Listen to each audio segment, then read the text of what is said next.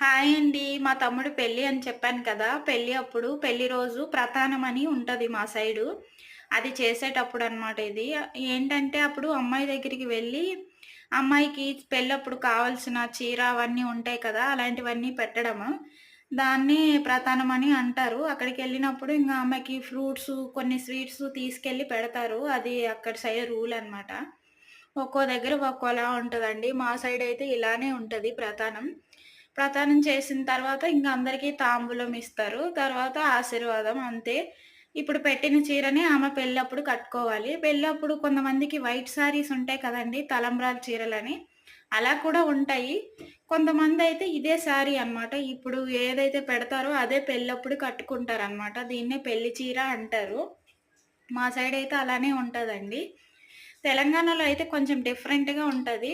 ఆంధ్రాలో చాలా వరకు ఇలానే ఉంటది. వీడియో నచ్చితే ఛానెల్‌ని సబ్స్క్రైబ్ చేసుకొని లైక్ చేయండి. ఆహ్, పెళ్లి అంతా పెళ్లి అంతా వీడియో తీయలేదండి. పెళ్లి నైట్